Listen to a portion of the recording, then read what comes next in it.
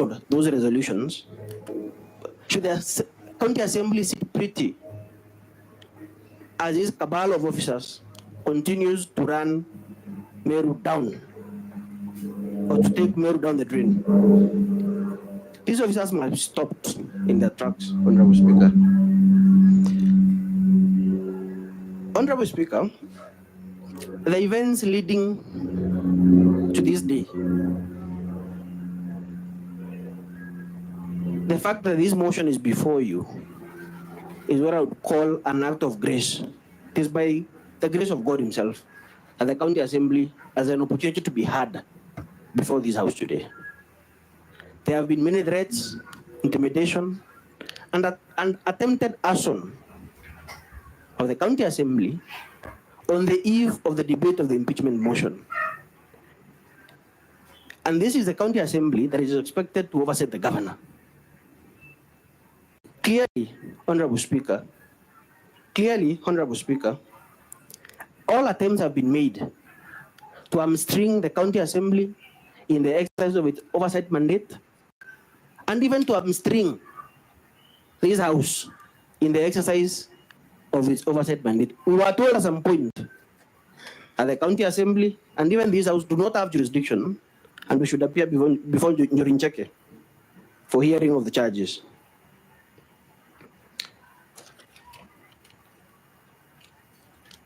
The governor, of course, will tell you, Honorable Speaker, that the County Assembly is abusing its oversight role,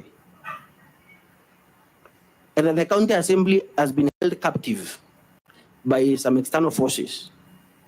But my question, Honorable Speaker, is how is that an answer to any of the charges? For instance, how is that an answer to the charge or the allegation that the governor illegally revoked the appointment of the CEO of the Meru County Public Service Board under our own hand and signature and name?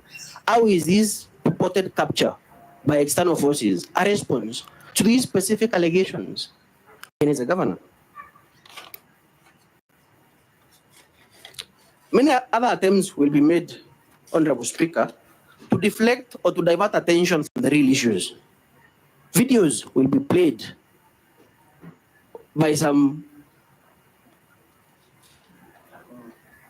common man or ordinary people in Meru, even abusing this Honorable House, abusing the Speaker, abusing the senators, saying that this is a house of greed and bribery. But how is that an answer to the specific charges? And all these videos are not by members of the County Assembly, they are not by elected leaders, they're just by wannabes, or whatever you may call them, probably even political activists.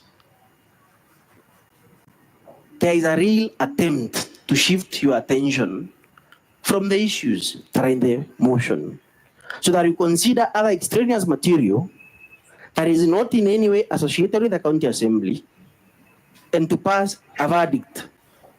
Of course, one that is not just to the County Assembly. Authority that is vested in a state officer, Honorable Speaker, is a public trust. And pursuant to Article 73, it should be exercised in a manner that promotes confidence, public confidence, in the integrity of that office, and it should bring honor and dignity to that office. It should equally demonstrate respect for the people.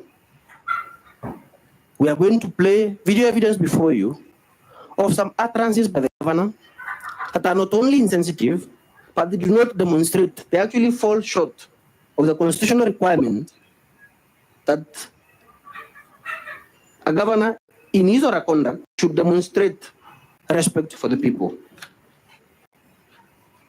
All these allegations, Honorable Speaker, fall within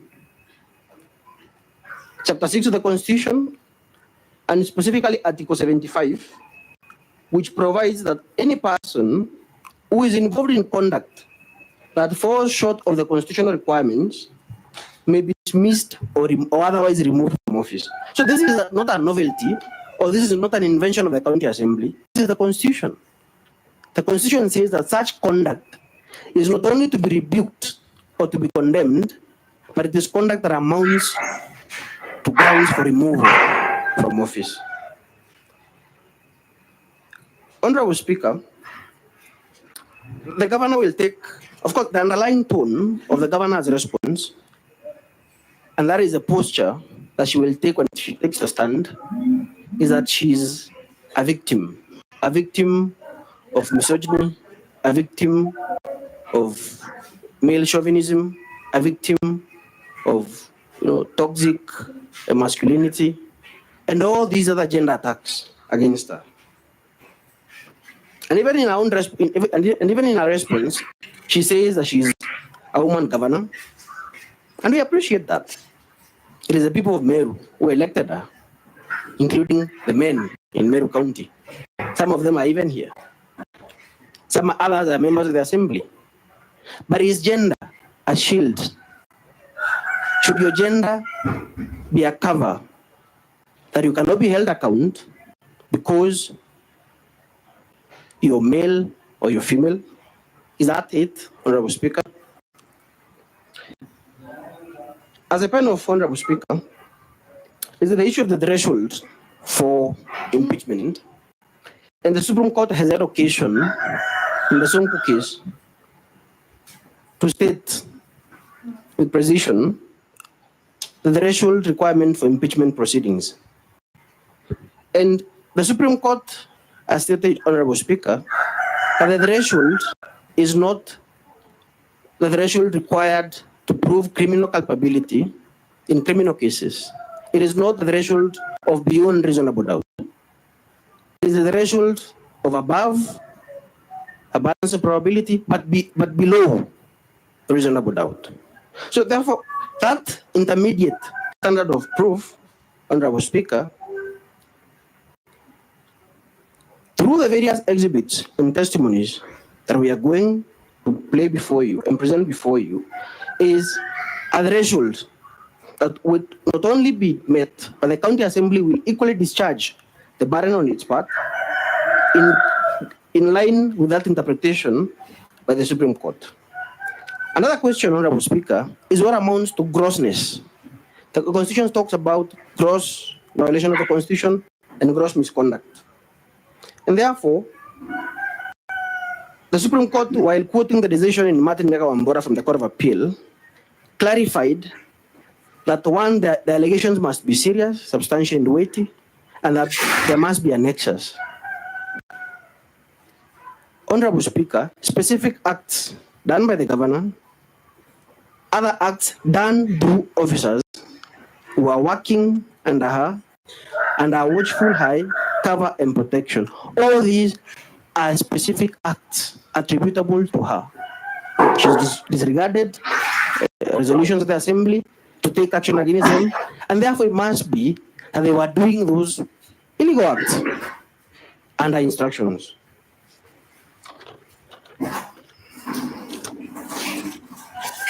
Honorable Speaker, we are going to demonstrate through our various pieces of evidence that the County Assembly has no recourse but to turn to this House for redress and to redeem devolution that has clearly died in Meru.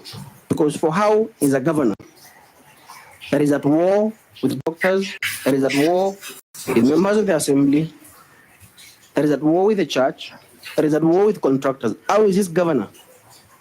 A governor that has even shifted contracts that are supposed to be done by the people of Meru or even other Kenyans to the national government, while devolution is about taking resources to the county. How is this governor supposed to deliver for the people of Meru? That is all, Honorable Speaker. Thank you for listening to me. My line is in, Mr. Mayor, can take the remaining minutes.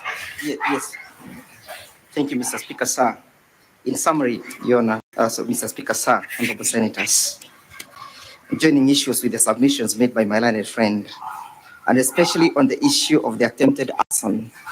It is not a coincidence that attempts to burn down the County Assembly of Meru was done at night of the 8th of August, 2024, when this Senate was seized when the County Assembly was seized with the impeachment motion. It's not a coincidence that individuals have actually been charged before the court of law as a result of that attempt. Honorable Senators, the proposals being made out there, some of which are constitutional, including the dissolution of the county government of Meru, is not a solution to the problem that we have. Why? Because we have identified the problem. The problem is one individual, Governor Kawira. We have identified the problem is a problem of mismanagement. We have identified the problem is a problem of accountability. We have identified the problem. The problem rests with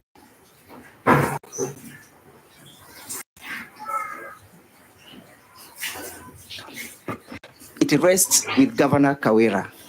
Service delivery has been compromised. We'll play to you videos of babies being born outside a health center, being born in a karai.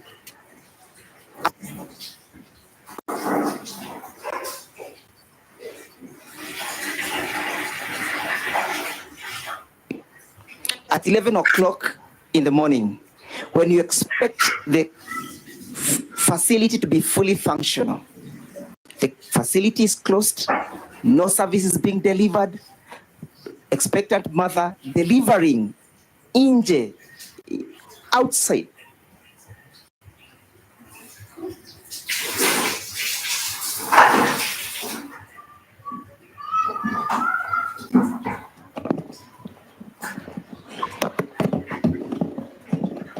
The people of Meru County expected that with the inception of devolution and with health sector being apportioned to the county government of Meru, that they will have proper stewardship, that they'll have proper managers, that they'll have people who care about the health status of the people of Meru County.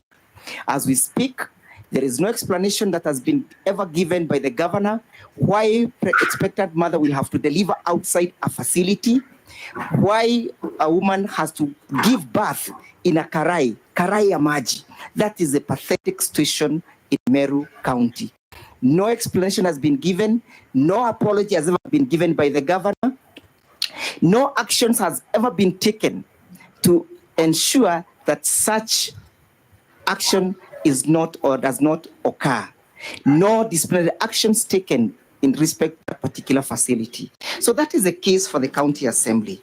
We urge you, Honorable Senators, to listen to us, to give us time to substantiate the simple charges that we shall place before you, Honorable Senators. It's a case of mismanagement. It's a case of unaccountability. It's a case of bad governance. It's a case of a governor gone rogue. It's a case of victimization of the officers serving under the office of the governor or serving under the office of the governor. It's in a case of making sure that systems clogs to the benefit of few individuals. That is the simplicity of our case, Honorable Governors. We'll present you with evidence, concrete evidence, Honorable Senators, to prove that simple case. The case that meets the threshold as enshrined under Article 181 and as read together with Section 33 of the County Government Act is a case about the status of the governor of the Meru County government. As a proof, Honorable Speakers, some of the proposals being made can be resolved with actions being taken before this Senate. Most obliged. We now invite the Counsel for the Governor to proceed to make your opening statement. Your time starts running from now.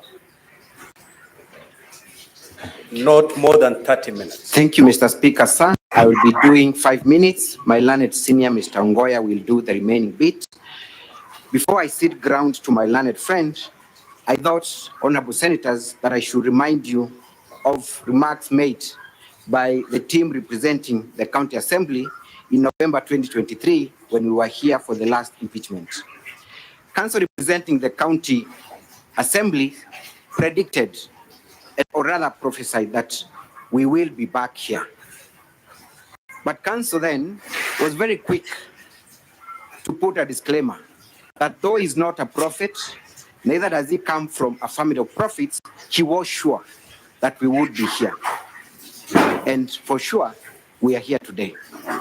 So the question is, if cancer was not a prophet, does not come from a family of prophets, how could he predict with precision that indeed we'll be here? And the prediction comes to pass.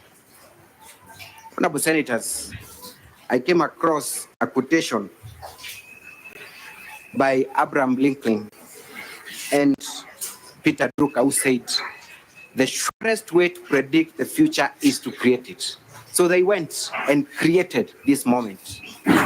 That's why they were able to predict that we would be here. They created another impeachment while they were still standing prosecuting their previous impeachment motion. Honorable Senators, how did they do this? They went back, and we will have evidence to show that one day after the Senate discharged the Senate of all the charges, they were gathered in Nairobi, meetings were held to create a new impeachment motion based on lies. So the people before you today, the County Assembly of Meru, are liars, pathological liars, Honorable Senators. They went and created lies, not just the ordinary lie, Honorable Senators, but pathological lies. And a pathological lie, Honorable Senators, is a lie that is not only untrue, but a lie that is created and believed by the very person who created that lie. So what they did is to create a lie.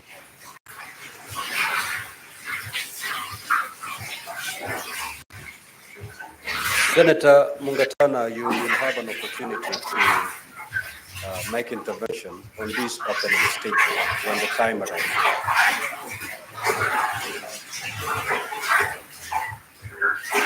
What is your issue on the use of language? Are you saying there's a language that is unparliamentary?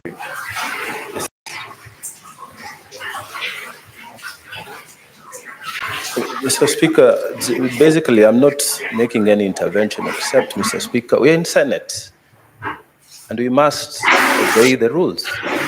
Lies cannot be a language out here, Mr. Speaker. Senator Mungatana, if it is their case that the County Assembly is lying, then they can say so. If it is their case, they're not. Senator Mungatana, this case is before two parties, the governor and the County Assembly. Here, the governor is saying you are being fed to untruths. You may want to romanticize that word, but say as it is. It is what it is. So if in their own case, whatever has been presented to the Senate is not true, then they're really warranted to call it, as they're calling it now, a lie. Proceed, Counsel. Thank you, Mr. Speaker, sir, and I hope my time was frozen when the intervention came. Indeed, Mr. Speaker, sir, our case is that simple, that what you're being fed with are lies. Lies that were created while we were still in the floor of this house defending the previous motion. So my choice of the word lie was very deliberate, Mr. Speaker, sir. And the argument, Mr. Speaker, sir, is that the County Assembly has created a lie, told the lie, repeated the lie so many times that it started sounding like the truth. They actually went ahead and believed that lie. And they want everyone else in this room and the entire country to believe in this lie. And when we look at them in the eye and tell them it's a lie, they get bitter. They get mad. They accuse senators of being bribed. They accuse the governor because they want us to believe a lie, because they have themselves created a lie and believed in a lie. Honorable Senators, Shakespeare states that a rose by any other name shall still smell as sweet. No matter how much mud they sneer on the governor will remain clean. The governor will remain blameless. All they are hoping is that they will bring the governor so many times here that they will keep on repeating one thing and we all believe that indeed there might be some truth in it. It does not make it the truth just because they keep on repeating that same lie.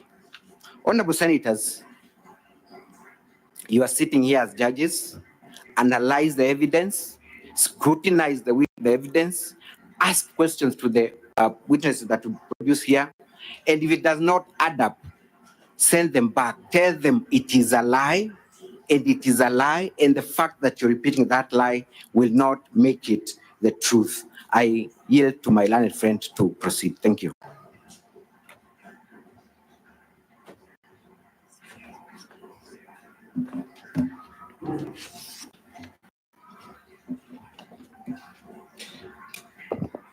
Thank you, Mr. Speaker, sir, and thank you, distinguished senators. For the record, once again, my name is Ongoya. Mr. Speaker, in view of the earlier interventions, may I know how many minutes I still have for ease of time management? Just proceed. It shall be indicated to you as you proceed. Thank you so much, Mr. Speaker.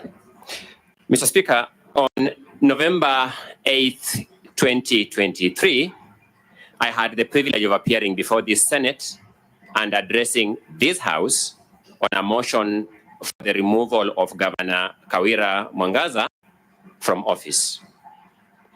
That was the third attempt that had been made to remove Her Excellency Honorable Kawira Mwangaza from office by impeachment. It was, however, the second time that attempt was reaching this House. As we stand here today, this is the fifth attempt to remove Governor Honorable Kawira Mwangaza from office, although it is the third time in total for those attempts to reach this House. It means, Mr. Speaker, distinguished senators, between the time we came here and today, 2 attempts have been made to remove this governor from office between November 8th and today. That determination on the part of the County Assembly either smacks of extreme commitment to salvage Meru County from some funny evil, or smacks of extreme malice. I submit very respectfully, I doubt that there can be any middle ground. In my oration before this House on 8th of November last year, I said, and I quote, "It matters not whether she shall be brought here 100 times. You cannot victimize her because those who torment her are tireless in their torments against her." I retrieved these words from the Hansard of this House. But let me take a step back. Let me take a step back and ask, why did I include these words in my oration, Mr. Speaker, sir? I said those words because while we were before this House, while we were sitting here debating that motion, the mover of the present motion sounded a warning to this House. We didn't have an opportunity then to adduce that evidence because we had already finished our filings. We have an opportunity now to adduce this evidence. And she said, and I quote, "I want to urge our Senate, if they reinstate Kawira Mwangaza, they should know we have 6 more times to impeach her." When we are here debating the last motion, they didn't need any new grounds. They were sounding a warning to this House. Release her and we shall come back 6 times. If they reinstate her, we will impeach her until the 6th time, so that we tell the people of Meru, we did our best. We tried to impeach, but the Senate reinstated her. At an appropriate time, not now, we shall play for you clip VKM1, where you'll see those words verbatim. It means we are here today as a matter of statistical count on the part of Honorable Zipporah Kinya. She has 5 more times to go. The question is, Honorable Senators, what can you do as a House tasked to protect devolution, to stop this plainly, and with respect, honorable senators, plainly nefarious use of the impeachment power. Let me pose the critical question on the mind of everybody, including mine. What is ailing Meru County? Mr. Speaker, sir, distinguished senators, I make an argument that this question will attract a negative answer and a positive answer. The negative answer is useful for the determination of the matters before you. The positive answer is useful for a long-term engagement with Meru. The negative answer is this: the problem with Meru County is not Her Excellency Honorable Kawira Mwangaza. With humility, Mr. Speaker, let me repeat in clear, unambiguous, and unequivocal terms. Nothing in the acts or omissions on the part of Honorable Kawira Mwangaza warrants her removal from office by way of impeachment, at least as far as that principle is established by law. Let me try to deal with a positive answer. To help us supply a positive answer to this question, we have lined up Honorable Evans Mawira Kawira, a witness for the governor in these proceedings. Honorable Evans Mawira is significant to these proceedings in 4 significant ways. Number 1, he is a 2-time elected MCA in Meru County Assembly, carrying with him a measure of institutional memory. Number 2, he is the immediate former leader of majority in the County Assembly of Meru, therefore exposed to the workings of that assembly to a fairly high level. Number 3, he was the mover of the impeachment motion against the governor that engaged us here in November 2023, and he is best placed to explain to us what were the undertones and the intricacies in those proceedings. And number 4, he will give us a detailed account on how these impeachment motions are conceptualized and what is the thinking behind them. Mr. Speaker, distinguished senators, at this juncture, I can do no better than to take refuge in the voice of one of Africa's perhaps best literary experts, Chinua Achebe, whose voice continues to address us as follows: if the alligator were to come from the water and tell us Mr. Crocodile is sick, who are we to doubt him? Mr. Evans Mawira Kawira will play that role today. Mr. Speaker, sir, allow me to derive some lessons from the teachings of an American jurist by the name Robert Jackson. Robert Jackson is a jurist worth listening to or reading from for 3 reasons. 1, he served as the Federal Attorney General of the United States of America. Number 2, he served as the prosecutor at Nuremberg. And number 3, he served as an Associate Justice of the Supreme Court of America.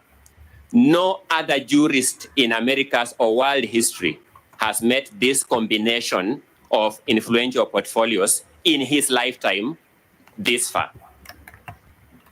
In 1940, on 1st of April at 10 a.m., Robert Jackson delivered a speech to the 2nd annual conference of the United States Attorneys. And he was reflecting on the power of prosecutors. I would juxtapose that with the power of impeachers. He observed, and I quote, "The prosecutor has more control over life, liberty, and reputation than any other person in America. His discretion is tremendous.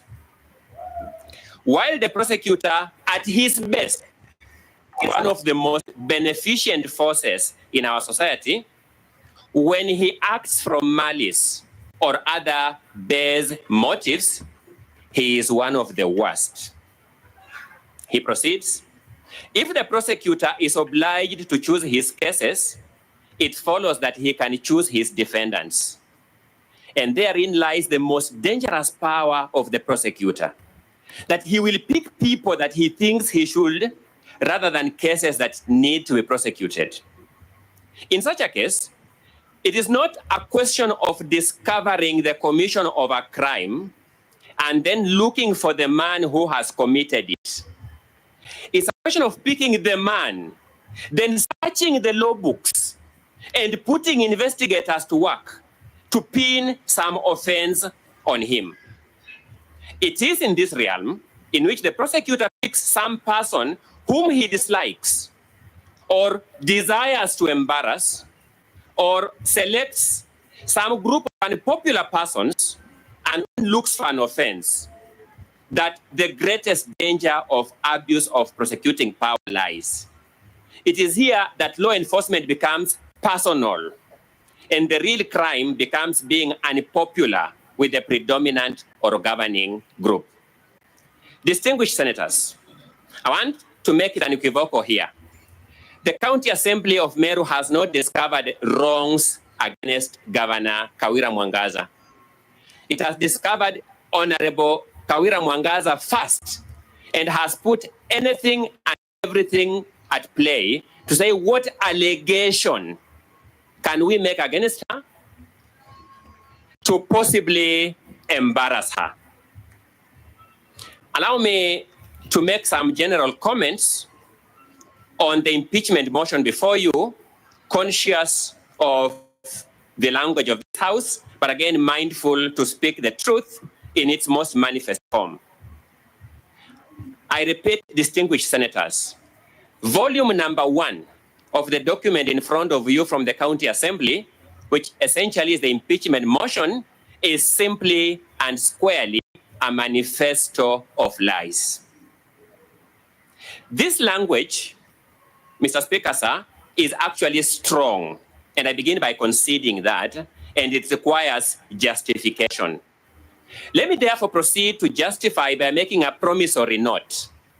I promise you that at the tail end of this hearing, you will have discovered the following. Number 1, when you will retire to consider count number 1, paragraph 4 of the impeachment motion before you, it will read, and I quote, illegally dismissing Dr. Toiti, CEO, County Revenue Board, Paul Mwaki, CEO of Liquor Board, Kimathi Mbae, Managing Director of Meru Finance Corporation, and Joseph Kithure Mberia, CEO, MWAS, in the usurpation of the powers of the appointing authorities. When you look at the motion you dispensed with last November, count number 4, you will see paragraph 16B, sending Dr. Ntoiti, that same Ntoiti, Paul Mwaki, that same Paul Mwaki, Kenneth Kimathi Mbae, that same Kenneth Kimathi Mbae, Joseph Kithure Mberia, that same Joseph Kithure Mberia, on indefinite compulsory leave. You are redebating the same matter you debated and voted on here in all its substantive content. Number 2, when you look at count number 3, paragraph 3 of the motion before you, you will find a charge of allegation of employing a bloated workforce of at least 111 personal staff in the governor's office. Good people. Count 4, paragraph G of the last impeachment motion read, employing a bloated workforce, more than 100 personal staff in the office of governor. The Swahili say, ukistaajabu ya Musa, utaona ya Firauni. You'll be surprised that the documentary evidence, the piece of paper that was used to support count 4, paragraph G of the last impeachment motion, is the same piece of paper with the same names in the same order that has been attached to the motion before you. That thing that you voted and said has not been proved. I think the County Assembly is trying to try this and embarrass this Senate, so that if you vote to the contrary, they will now be in the blogosphere saying how inconsistent you are in your decision making. Evidence will show that any attempt by the County Public Service Board of Meru to add any staff in the governor's office since November, the governor has responded by declining those staff and saying, you employ staff and send them here, then you take me to Senate. You'll see those letters of the governor rejecting any staff. There's no additional staff with the governor's approval in her office since we left here. And the words used by the governor in her rejection letter is that you are sending here this staff to create grounds for my impeachment. Allow me to then give you a promissory note on what my learned colleague, Mr. Mutuma, addressed here. You'll come across the following claims at the end of this impeachment exercise that are false. These claims are factually false. Ground 1, paragraph 3A. You'll be told the governor failed to implement the recommendations of the county assembly, requiring the governor to dismiss the county secretary, Dr. Kiambi Aderu, and chief of staff, Harrison Gitobu Njambi. Then 2, that the governor ignored or failed to submit a report to the county assembly on the implementation of the recommendations within 60 days. Distinguished senators, you will go through all the 6 volumes that the county assembly has presented before you. You will not see any Hansard or any resolution of the county assembly to any of these 2 facts. Number 2, you will not see any letter by the clerk or other official of Meru County Assembly transmitting a resolution of this nature from the Meru County Assembly. Distinguished senators, how else can you describe this than a lie? Can there be another word in the dictionary of Englishmen and women that can describe this, if not a lie? Number 2, ground number 1, paragraph 4, illegally dismissing Dr. Ntoiti. And by the way, senators, if I forget, Dr. Ntoiti is an employee of the county government of Nairobi, as we speak today, not Meru. Dr. Ntoiti, and he has been so since 2007. This is something that's going to emerge from these proceedings. Dr. Ntoiti, Paul Mwaki, Kenneth Kimathi, and Joseph Kature Mberia. 1, none of these people have ever been dismissed from service, none. 2, you will see by evidence, these were people on fixed term contracts, some of whom their contracts came to an end. Others among them, they discovered they had maneuvered their ways and gotten their way to 2 governments, and they ran away by themselves. One of them is Dr. Ntoiti, the county government of Nairobi. We will show you correspondence from Nairobi County government revealing these facts. Therefore, how else can you describe this? You will see this governor has not dismissed any of them as a matter of fact. Ground 2, paragraph 6.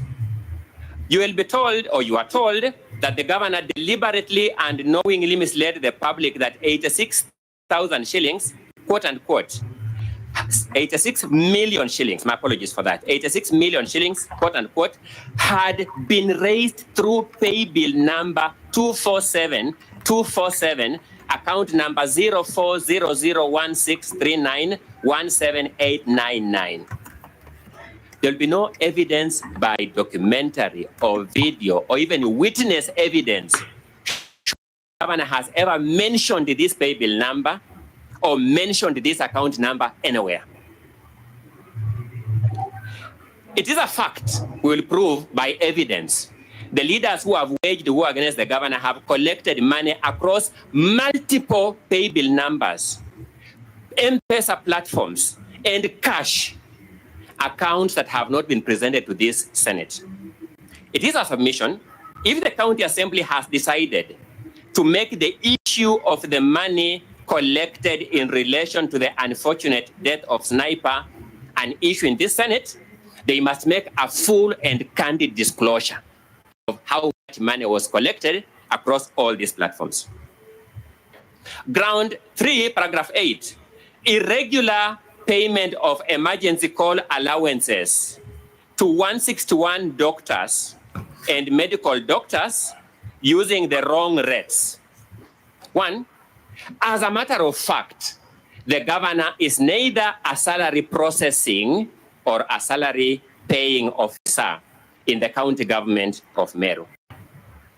But two, and more importantly, substantively, the emergency call allowance complaint of here is expressly contained in the collective bargaining agreement negotiated between the national government, the Ministry of Health, and KMPDU. The instructions were cascaded down from the principal secretary to the council of governors and to all counties. No cent has been paid outside the figures set out in that collective bargaining agreement. I think, let me use the brief time I have here, because we are also the public listening to us, to make it clear to the doctors in Meru that the compliance by the county government of Meru with their hard-fought and negotiated CBA, and we all know in the public domain, some officials of KMPDU actually went in jail for some days in the course of these 2017 negotiations. Implementation is actually landing a governor in problems. Ground 3, paragraph 9, use of a manual payroll to pay personnel emoluments. One, this is something you'll find very paradoxical.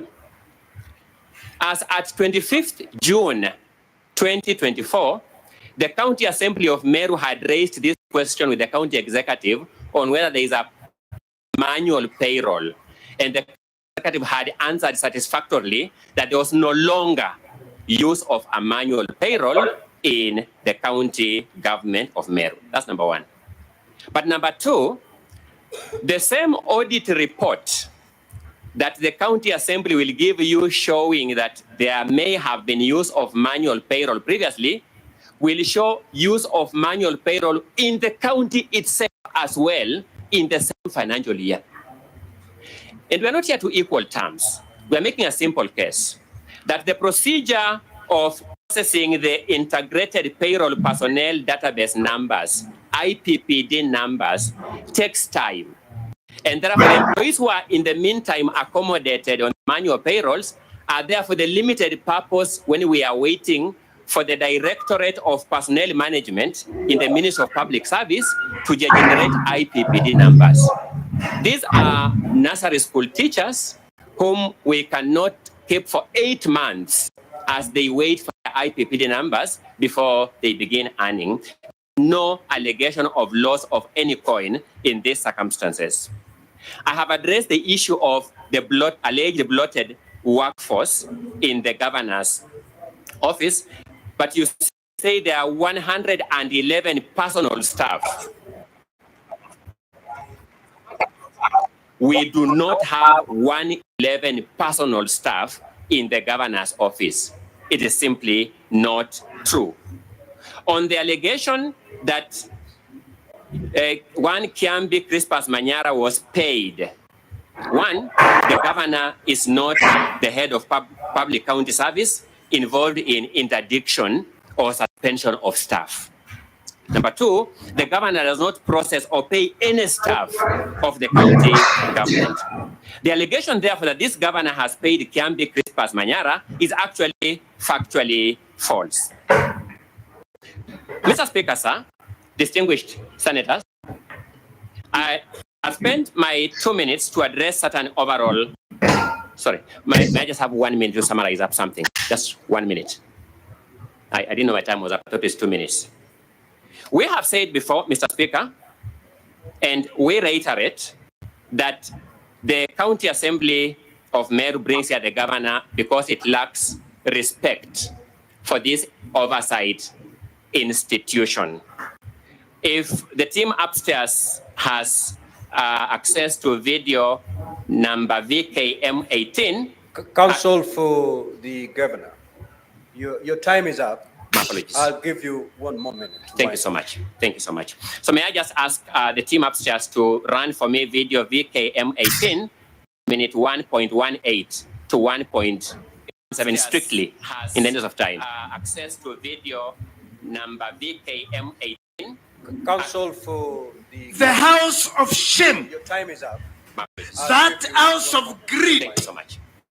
Thank you so much. called the The Senate. team upstairs to run for me video VKM18 at minute 1.18.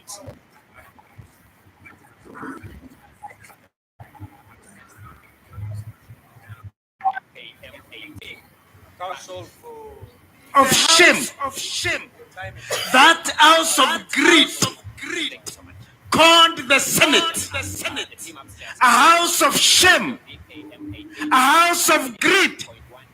Haingeturudishia ugonjwa huu Meru, hatungekuwa hapa. Thank you so much. That is the General Secretary of DEB Party, a party with 20 members in the Meru County Assembly that has partly sponsored the motion before you.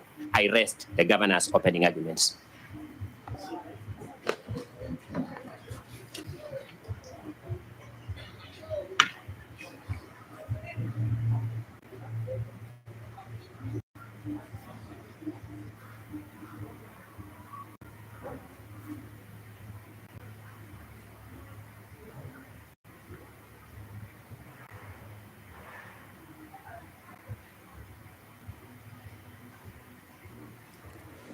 now, honorable senators, kindly be upstanding.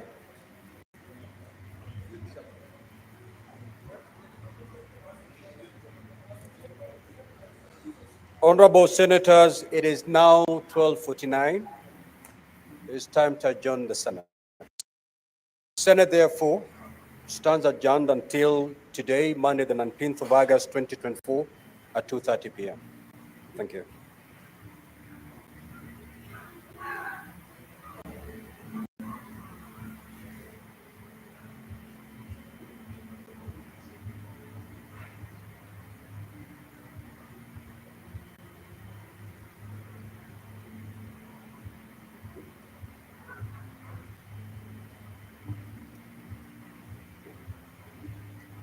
That marks the end of the first session, where the parties for the governor as well as members of the county assembly, that is the defense team, have had their opening statements, strictly allocated at 30 minutes each, to convince the House as to why they should uphold the decision by either of the side. The county assembly's council speaking to the strength of their case, and the defense asking the Senate to throw out the charges, terming them frivolous, and that have been used to torment the governor for Meru County. The House is now taking a short break of about an hour or so.